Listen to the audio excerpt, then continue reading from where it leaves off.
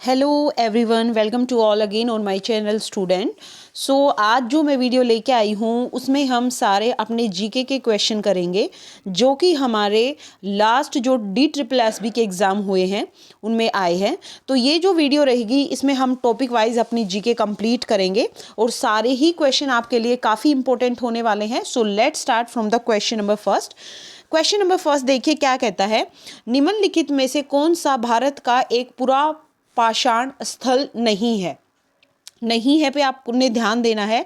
पूरा पाषाण स्थल नहीं है ये पूछा है हमसे। तो भीमबेटका, क्रूनल गुफा, हुसंगी गुफा और ब्राबर गुफा।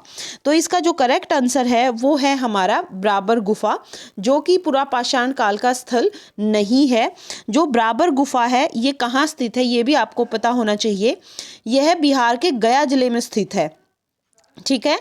और जो ये गुफा है हमारी ब्राबर गुफा है, इसका जो निर्माण किया गया है वो चट्टानों को काटकर किया गया है। और अगर हम बात करें तो ये जैसे ये पुरापाषाण काल से संबंधित नहीं है तो ये भी पूछा जा सकता है कि भाई ये किससे संबंधित है। तो हमारी जो ब्राबर गुफा है ये मौर्य काल से संबंधित है। और जबकि हम बात करें ऊपर जितने भी हैं, भीमबेटका है, हुसंगी है, क्रूनुल है, इन सारों का संबंध पुरापाषाण काल से है। मूव करते हैं सेकंड क्वेश्चन पे। सेकंड क्वेश्चन देखिए स्टूडेंट, निम्नलिखित में से कौन सा शहर सिंधु घाटी सभ्यता का हिस्सा था।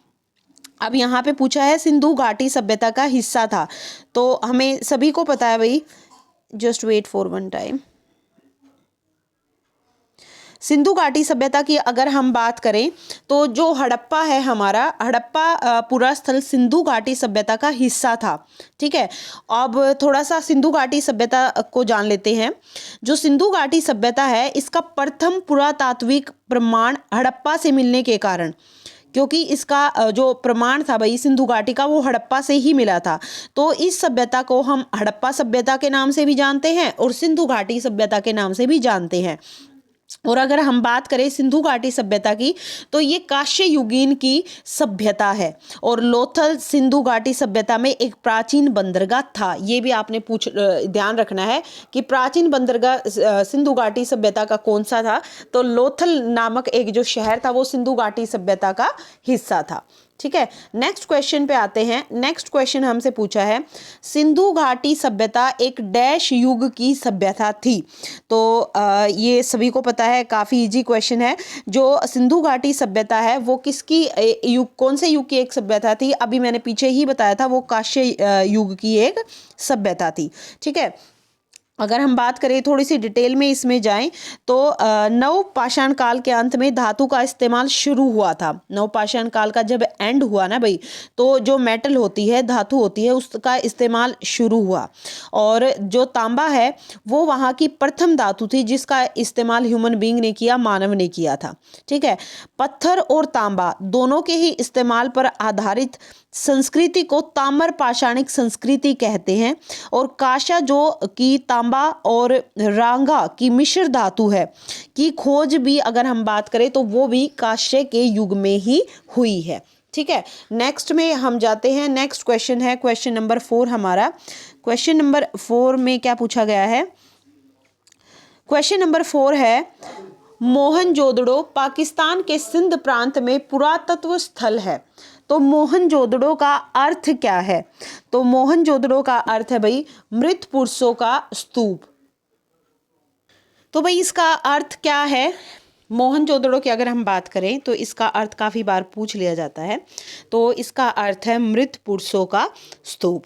अब थोड़ा सा मोहनजोदड़ो के बारे में जान लेते हैं। जो ये मोहनजोदड़ो है ये पाकिस्तान के सिंध प्रांत में स्थित एक पुरातत्व स्थल है, ठीक है, जिसका अर्थ अभी हमने बताया मृतकों का टीला। कई बार ये भी पूछ लेते हैं कि मोहनजोदड़ो कौन सी नदी के तट पर स्थित है। तो जो मोहनजोदड़ो है ये सिंधु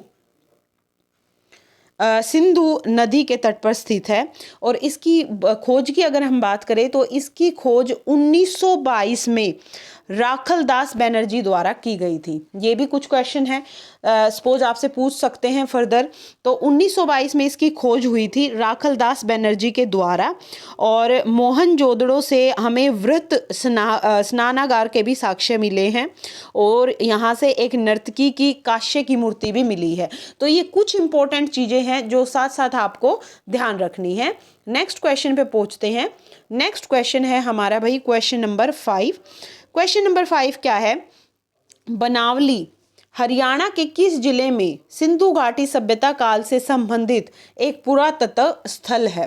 तो बनावली जो है भाई वो हरियाणा के, ये हरियाणा जीके में भी पूछा जाता है, हरियाणा के फतेहाबाद जिले में सिंधु घाटी सभ्यता से संबंधित एक पुरा स्थल है। और जैसे ऊपर हमने बात की थी जी कि मोहनजोदड़ो की खोज राखलदास बनर्जी ने की थी, तो इसी तरह अगर हम बनावली की बात करें तो इसकी खोज की थी R.S. बिस्ट ने। ठीक है।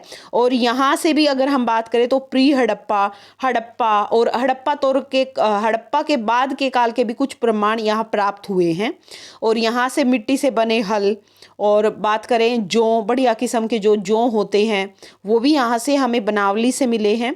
और बनावली से जल निकासी जो होती है उसकी प्रणाली का अभाव वहाँ पे उस टाइम पे था, ये भी हमें यहाँ से साक्ष्य मिले हैं। नेक्स्ट क्वेश्चन पे आते हैं। क्वेश्चन नंबर 6 है। क्वेश्चन नंबर 6 में ये पूछते हैं कि निम्नलिखित में से किस पुरातात्विक स्थल में बंदरगाह पाया गया था? ठीक है, कि कौन सी एक पुरातात्विक स्थल है जिसमें बंदरगाह पाया गया था? तो पुरातात्विक स्थल है भाई वो हमारा, जहाँ पे बंदरगाह पाई गई थी वो लोथल, जो कि अभी मैंने ऊपर बात की थी। एक्चुअली जो लोथल है ये गुजरात राज्य के अहमदाबाद जिले में स्थित है। ठीक है। और लोथल को अगर हम बात करें तो ये 1954 में खोजा गया था। और इसकी खुदाई की अगर हम बात करते हैं तो ये खुदाई जो करवाई है वो करवाई थी भारतीय पुरातत्व सर्वेक्षण ने, ASI जिसको हम बोलते हैं। 1955 से 1960 के बीच वो खुदाई चली थी। 55 से 1960 के बीच ये खुदाई यहाँ पे चली थी। और ASI के अनुसार लोथल की अगर हम बात करें तो लोथल दुनिया के सबसे पुराने बंदरगाहों में से एक है। तो ये आपको ध्यान रखना है, कहाँ पे है ये? गुजरात राज्य के अहमदाबाद जिले में है।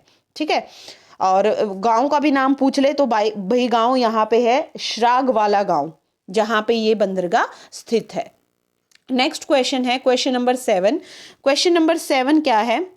क्वेश्चन नंबर 7 की अगर हम बात करें, निम्नलिखित में से कहाँ पहली बार सिंधु घाटी सभ्यता की खोज की गई थी? तो यहाँ पे जो करेक्ट ऑप्शन है वो है हमारे हड़प्पा। जो सिंधु घाटी सभ्यता है ना, इसका विस्तार अगर हम बात करें तो पूर्व में हरियाणा, राजस्थान और गुजरात से स्टार्ट होकर पश्चिम के मकारन तट तक है। तो वर्ष 1921 में जो दयाराम साहनी थे और 1922 में जो राखलदास बनर्जी थे, इन्होंने हड़प्पा एवं मोहनजोदड़ो सिंध पार्ट, पाकिस्तान में जो है मोहनजोदड़ो का कुछ पार्ट, व उनकी खोज इन्होंने की थी। और कुछ और प्रमुख स्थल भी हैं इसके हमारे हड़प्पा के, जैसे रंगपुर, चहुंदड़ो, सुरकोटदा, मांडा, रोपड़, कालीबंगा, बनावली। तो ये भी सारी हमारी सिंधु घाटी सभ्यता के ही पार्ट है, ये आपको ध्यान रखना है। नेक्स्ट अगर हम बात करें सिंधु घाटी सभ्यता का बंदरगाह शहर कौन सा है, तो जस्ट अभी हमने ये क्वेश्चन किया था कि सिंधु घाटी की पुरानी बंदरगाह बताओ या सबसे पुरानी बंदरगाह जो भी है, तो करेक्ट आंसर हमारा यहाँ पे रहने वाला है लोथल। तो सिंधु घाटी सभ्यता का सबसे पुराना शहर लोथल है। और लोथल की अगर हम बात करें तो ये साबरमती नदी, और साबरमती नदी की एक और सहायक नदी है जिसको हम बोलते हैं भोगवा नदी, उसके बीच स्थित है ये लोथल जो है। ठीक है। और अगर हम बात करें इस बंदरगाह की खोज किसने की, तो ASR राव की अगुवाई वाली टीम ने इसकी खोज की थी, ये आपको ध्यान रखना है। नेक्स्ट क्वेश्चन पे आते हैं। क्वेश्चन है निम्नलिखित में से पहला स्थान कौन सा था जहां सिंधु घाटी सभ्यता की खोज हुई थी? अब देखिए ये बार बार क्वेश्चन रिपीट हो रहे हैं, आप ये देखिए KVS में हो रहे हैं या फिर DSSB के एग्जाम में हो रहे हैं, तो कहीं ना कहीं क्वेश्चन इन्हीं से पूछा जाएगा। अभी जस्ट हमने बात की थी कि पहला स्थान जहां सिंधु घाटी सभ्यता की खोज हुई थी वो हमारा हड़प्पा था। ठीक है। तो सिंधु घाटी सभ्यता एक तो आपको ध्यान रखनी है भाई, विश्व की प्राचीन नदी घाटी सभ्यताओं में से एक प्रमुख सभ्यता यह है। ठीक है। और यह है हड़प्पा सभ्यता और सैंधव सभ्यता के नाम से भी प्रचलित है, ये भी आपको ध्यान रखना है। इसका विकास सिंधु नदी के किनारे हुआ था, ये मैंने आपको पहले भी बताया है। और खोज किसने की थी, अभी बात हुई थी कि 1921 में दयाराम साहनी और 1922 में राखलदास बैनर्जी दोनों ने मिलकर इसकी खोज की थी। तो हमारा करेक्ट आंसर यहाँ पे क्या है, हड़प्पा। नेक्स्ट क्वेश्चन पे आते हैं स्टूडेंट। नेक्स्ट क्वेश्चन है क्वेश्चन नंबर 10। निम्नलिखित सिंधु सभ्यता स्थलों में से महान स्नानागार डैश में पाया गया। देखिए मैंने ऊपर बताया था कि स्नानागार की खोज यहाँ पे हुई थी, तो अब हमने बताना है कि जो ये स्नानागार था ये कहाँ पे मिला था। तो जो करेक्ट आंसर हमारा यहाँ पे रहेगा, जस्ट वेट 1 मिनट भाई। तो स्नानागार की बात करें तो ये हमें मिला था मोहनजोदड़ो में, ठीक है, ये आपको ध्यान रखना है। और मोहनजोदड़ो से ही हमें प्राप्त हुआ था विशाल स्नानागार। जलाशय दुर्ग के टीले भी यहीं पे स्थित हैं और सबसे महत्वपूर्ण सार्वजनिक स्थलों में से ये एक है। अगर हम बात करें इसकी लंबाई चौड़ाई की तो यह जो स्नानागार था 11.88 मीटर लंबा, ये आपको ध्यान रखना है, और 7.01 मीटर चौड़ा और 2.43 मीटर गहरा। ये वैल्यू भी आप याद रख सकते हो, कई बार वैल्यू हमसे पूछ ली जाती हैं। नेक्स्ट देखते हैं, निम्नलिखित में से हड़प्पा काल के किस स्थल में समुद्री व्यापार के साक्ष्य मिलते हैं। तो समुद्री व्यापार के साक्ष्य मिलते हैं भाई हमें लोथल में, ठीक है, जो अभी बताया था। लोथल प्राचीन सिंधु घाटी सभ्यता के शहरों में से एक है। और कहाँ पे ये स्थित है, यह भारत के गुजरात राज्य में स्थित एक बंदरगाह शहर था। और हड़प्पा काल से ही हमें यहाँ पे समुद्री व्यापार के साक्ष्य मिले हैं। और यहाँ से अगर हम बात करें तो मोती, जवाहरात, कीमती गहने, वो सारे पश्चिम एशिया और अफ्रीका देशों को यहाँ से भेजे जाते थे। बात करें लोथल की खोज किसने की, तो वो मैंने पीछे भी बताया है, 1954 में रंगानाथ राव ने इसकी खोज की थी। और यह स्थान जो है, एक तो हमने नदी की बात की थी सिंधु नदी की, और दूसरी थी भोगवा नदी, इन दोनों के बीच में यह स्थित है, ठीक है। नेक्स्ट है हमारा क्वेश्चन नंबर 12। सिंधु सभ्यता का प्राचीन बंदरगाह कौन सा था। देखिए बार बार वही क्वेश्चन रिपीट हो रहे हैं। तो प्राचीन बंदरगाह अभी हमने बताया लोथल था सबसे प्राचीन बंदरगाह। नेक्स्ट क्वेश्चन पे मूव करते हैं। Question number 13। हड़प्पा स्थल डैश नदी के तट पर स्थित है, ये भी मैं बता चुकी हूँ। हड़प्पा जो स्थल है वो हमारा रावी नदी के तट पर स्थित है, ठीक है। हड़प्पा पाकिस्तान के मांटगोमरी जिले में रावी नदी के बाएं तट पर स्थित है। और इसकी खोज मैं पहले भी बताई है, 1921 में दयाराम साहनी ने की थी। यहाँ पे 12 कक्षों वाला अन्नागार, अनाज कूटने के 18 वर्ताकार चबूतरे और श्रमिक आवास के साक्ष्य भी यहाँ से मिलते हैं, ठीक है। नेक्स्ट आते हैं, हड़प्पा वासी किस प्रकार की प्राचीन लिपि का उपयोग करते थे। तो हड़प्पा वासी जो प्राचीन लिपि का प्रयोग करते थे भाई, वो हमारी चित्र लिपि होती थी। भाव चित्रात्मक लिपि का प्रयोग वो करते थे। और खोज मैं पहले भी बता चुकी हूँ, बार बार रिपीट कर रही हूँ, 1921 में दयाराम साहनी ने इसकी खोज की थी। नेक्स्ट क्वेश्चन पे आते हैं, जो कि है हमारा क्वेश्चन नंबर 15। कौन सा व्रत हड़प्पाई स्थल हरियाणा में स्थित है। तो यहाँ पे है राखीगढ़ी। राखीगढ़ी जो है ये हरियाणा के हिसार जिले में अवस्थित है।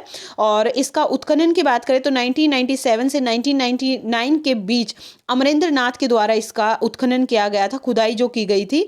और राखीगढ़ी भी हड़प्पा, राखीगढ़ी से भी हम बात करें जो कि हिसार में है, तो यहाँ से भी हड़प्पा युग के प्रमाण मिले हैं, ठीक है। और जब यहाँ पे खुदाई की गई तो खुदाई के दौरान यहाँ पे स्तूप, दुर्ग प्राचीर, अन्नागार, ऊंचे चबूतरे पर बनाई गई अग्नि वेदिका की मूर्ति, ये कुछ चीजें हैं जो यहाँ से मिली थी। नेक्स्ट क्वेश्चन है, भारतीय का नाम जो मोहनजोदड़ो की खोज के साथ जुड़ा है। मोहनजोदड़ो की खोज मतलब इस भारतीय ने की थी। तो ये भाई 1922 के अंदर अगर हम बात करें, करेक्ट आंसर है हमारे यहाँ पे आर.डी. बैनर्जी। आर.डी. बैनर्जी ने की थी। और मोहनजोदड़ो सभी को पता है, ये पाकिस्तान के सिंध प्रांत के लरकाना जिले में सिंधु नदी के दाएं तट पर स्थित है। और क्षेत्रफल की दृष्टि से अगर हम बात करें तो सबसे बड़े नगरों में से ये एक था।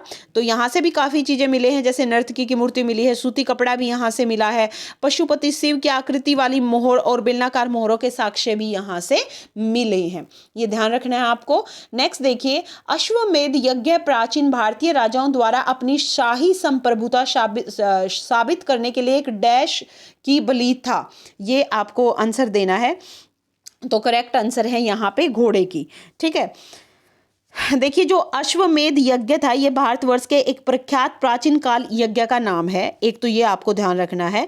और इस यज्ञ का आयोजन प्राचीन भारतीय राजाओं द्वारा अपनी शाही संप्रभुता, जो कि क्वेश्चन में हमसे पूछा भी गया है, उसको साबित करने के लिए एक अनुष्ठान के रूप में घोड़े की बलि देना होता था। ठीक है, और पुष्यमित्र, शुंग और समुद्रगुप्त ने जो राजा हुए हैं, इन्होंने भी इसका आयोजन करवाया है और इसका उल्लेख हमारे जो ऋग्वेद हैं, जो ब्राह्मण ग्रंथ है, उनमें भी इसका उल्लेख किया गया है।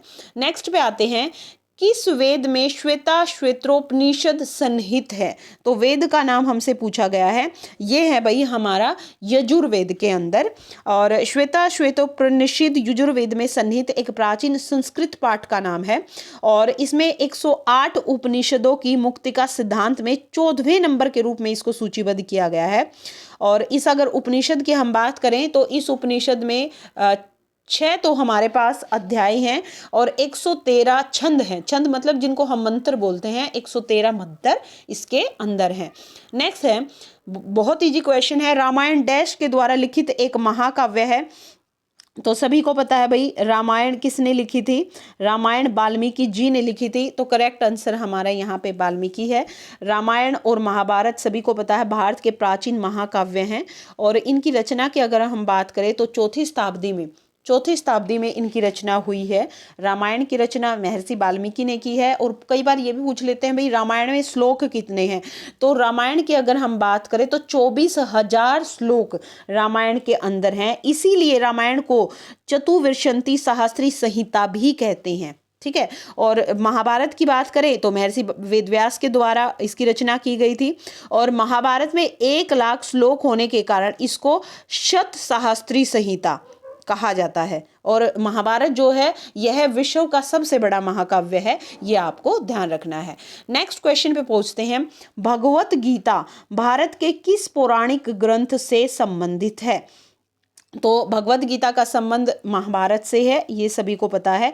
गीता में सभी को ये ध्यान रखना है भाई गीता के अंदर कुल 18 अध्याय हैं और उन 18 अध्यायों के अंदर 700 श्लोक हैं, जिसमें मुख्य रूप से ज्ञान के, भक्ति के और कर्म योग मार्गों की विस्तृत रूप से व्याख्या गीता के अंदर की गई है।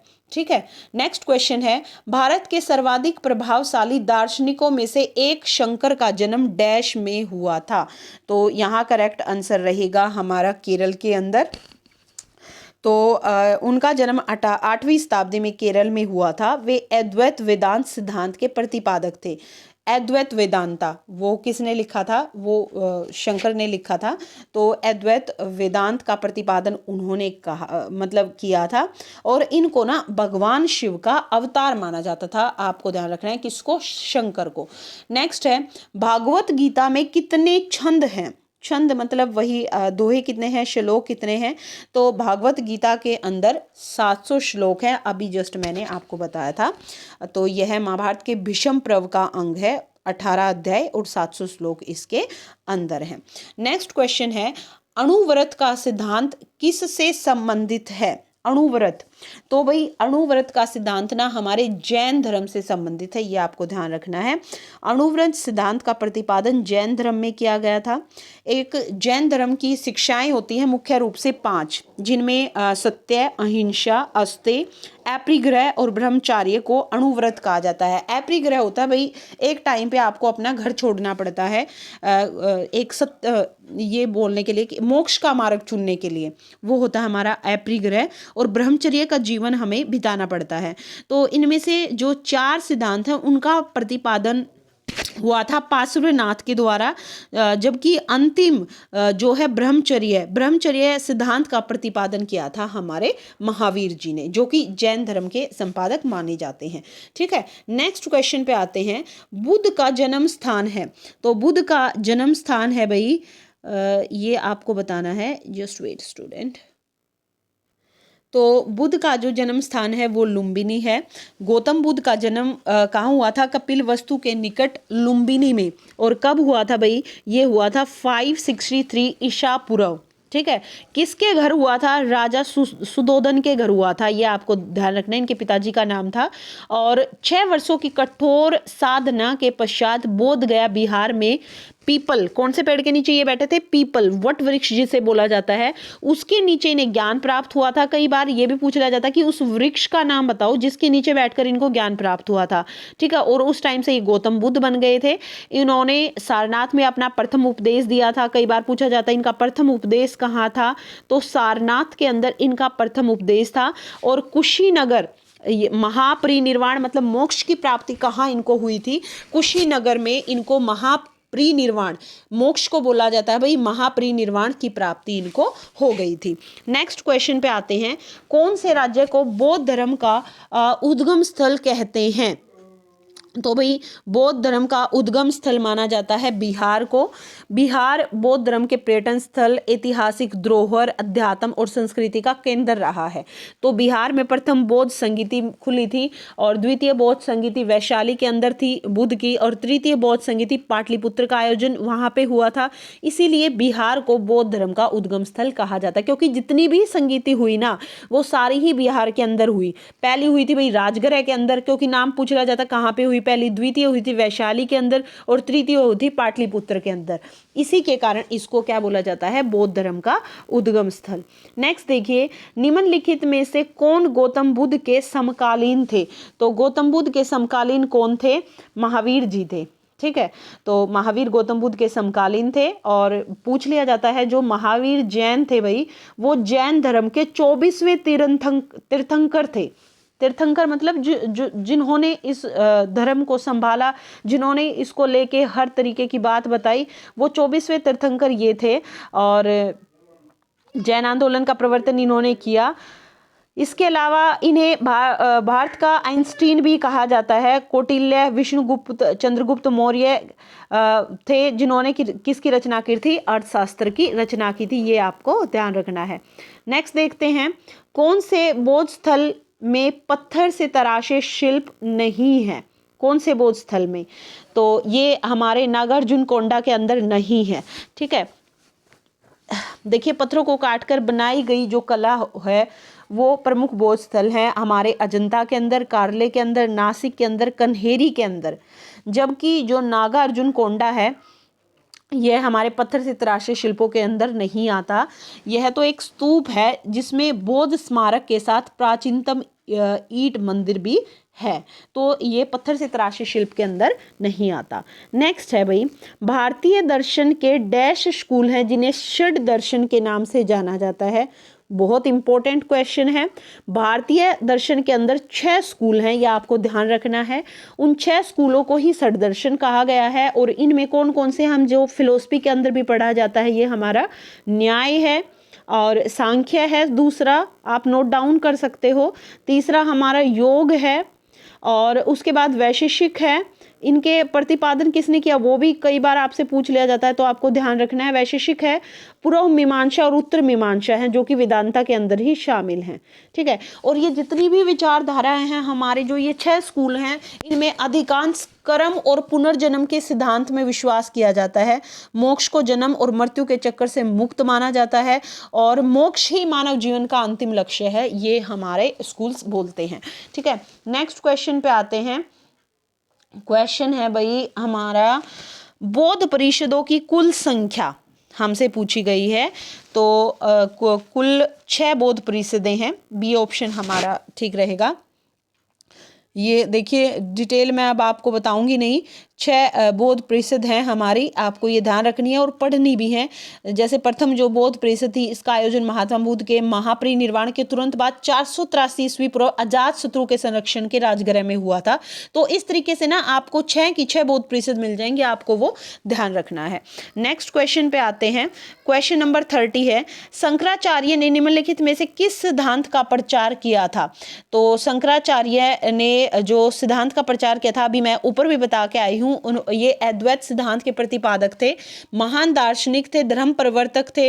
इन्होंने पूरे संसार में बात करें तो 4 पीठों की स्थापना इन्होंने की थी। शिव का अवतार इन्हें माना जाता है, ठीक है। और इनके अनुसार परमात्मा एक ही समय में सगुण और निर्गुण दोनों ही स्वरूपों में रहता है। जैसे कुछ निर्गुण स्वरूप को मानते हैं, कुछ सगुण स्वरूप को मानते हैं। तो अद्वैतवाद भारत के सनातन दर्शन वेदांत के सबसे प्रभावशाली मतों में से एक था, जिसका प्रतिपादन हमारे शंकराचार्य जी ने किया था, ठीक है। नेक्स्ट आते हैं भाई क्वेश्चन नंबर 31 पे। क्वेश्चन नंबर 31 है, इसी से रिलेटेड है, विशिष्टाद्वैतवाद नामक दर्शन शास्त्र की स्थापना किसने की? जैसे अद्वैत की तो किसने की थी? शंकराचार्य ने की थी। अब विशिष्टाद्वैतवाद की बात करें तो ये हमारी की थी भाई रामानुजाचार्य जी ने, ठीक है। तो एक बार जैसे अलग अलग आचार्य संप्रदाय थे, विशिष्टाद्वैतवाद रामानुजाचार्य जी से, और एक द्वैतावाद थे, ये पूछ लिए जाते हैं, आपको ध्यान रखने हैं। द्वैतावाद की स्थापना माधवाचार्य जी ने की थी। एक द्वैताद्वैत था, उसकी निम्बार्क जी ने की थी, ये ध्यान रखो आप। एक शुद्धाद्वैतवाद था, शुद्धाद्वैतवाद की स्थापना वल्लभाचार्य जी ने की थी, ये आपको ध्यान रखना है। नेक्स्ट आते हैं हम क्वेश्चन नंबर 32 पे। क्वेश्चन नंबर 32 है, कौन सा वेद मुख्यतः लयबद्ध प्रारूप या छंद से मिलकर संगीतात्मक रचना के रूप में बनाया गया है? तो संगीत म्यूजिक की जो भी बात हुई है ना, वो हमारे सामवेद के अंदर हुई है। तो सामवेद को ही भारतीय संगीत का मूल कहा जाता है। इसमें यज्ञों के अवसर पर गाए जाने वाले मंत्रों का संग्रह है, और सामवेद में कुल 1875 ऋचाएं हैं, और इसके पाठकर्ता को उद्गाता कहा जाता है। कई बार ये क्वेश्चन पूछा जाता है, इसलिए मैं आपको थोड़ा एक्स्ट्रा बता रही हूँ कि इसके पाठकर्ता को उद्गाता के नाम से जाना जाता है, ठीक है। नेक्स्ट क्वेश्चन पे हम मूव करते हैं। नेक्स्ट क्वेश्चन है, त्रिपिटक शास्त्रों के सिद्धांत कैनन ऑफ स्क्रिप्चर डैश के लिए एक शब्द है। तो ये बौद्ध त्रिपिटक जो सिद्धांत आते हैं ना, तो वो हमारे बौद्ध जो धर्म है उसमें आते हैं भाई। तो त्रिपिटक बौद्ध धर्म का एक प्रमुख ग्रंथ है, और इसमें इसके अलावा त्रिपिटक के अलावा विनय पिटक, सूत पिटक और अभिधम पिटक में ये विभाजित किया गया है। विनय पिटक में कई बार पूछा जाता है क्या होता है, तो जो विनय पिटक था ना भाई, इसमें आचरण की बात की है कि बौद्ध भिक्षुओं का आचरण किस तरीके का होना चाहिए, ठीक है। सूत पिटक की बात करें तो इसमें महात्मा बुद्ध के उपदेशों का संग्रह था। जो भी महात्मा बुद्ध ने अपने उपदेश दिए ना, वो पूछ ले तो किसके अंदर है, वो हमारे सूत पिटक के अंदर थे, ठीक है। और अगर हम बात करें अभिधम पिटक की, तो अभिधम पिटक में बौद्ध शिक्षा का दर्शन है कि किस तरीके की एजुकेशन हमें बौद्ध जो स्टूडेंट थे उस टाइम पे उनको देनी है। तो त्रिपिटक उनका एक ग्रंथ है, किनका? बौद्ध का, ये आपको ध्यान रखना है। नेक्स्ट देखिए, नेक्स्ट क्वेश्चन है, बामियान बुद्ध की मूर्तियों को भारतीय कला की किस शैली के अनुसार तराशा गया है? तो ये भाई गांधार शैली के अनुसार तराशा गया है, ये आपको ध्यान रखना है। नेक्स्ट क्वेश्चन है, सिंधु घाटी के बाद एक प्रमुख सभ्यता महाजनपद किस काल और युग में स्थापित हुआ था? तो ये हुआ था हमारे लौह युग में, ठीक है। तो ये कुछ क्वेश्चन थे भाई आज की वीडियो के। होप करती हूँ क्वेश्चन आपको अच्छे लगे होंगे, और ऐसी ही वीडियो मैं अब जल्दी लेके आऊँगी, क्योंकि एग्ज़ाम अप्रैल में भी हो सकता है और जून में भी हो सकता है, अभी हम कुछ कह नहीं सकते। तो हमें सिर्फ अपनी जो हमारी स्टडी है, जो प्रिपरेशन है, उसको बूस्टअप करना है हर तरीके से। और जब आप एक बार थ्योरी को पढ़ लेते हैं और क्वेश्चंस को लगाते हैं, तो ऑब्वियसली आपकी जो प्रिपरेशन है वो बूस्टअप होती है। तो ऐसी ही वीडियो मैं आपके लिए लेके आती रहूँगी। अगर वीडियो आपको अच्छी लगती है तो वीडियो को लाइक, शेयर और चैनल को सब्सक्राइब जरूर करें। Thank you everyone.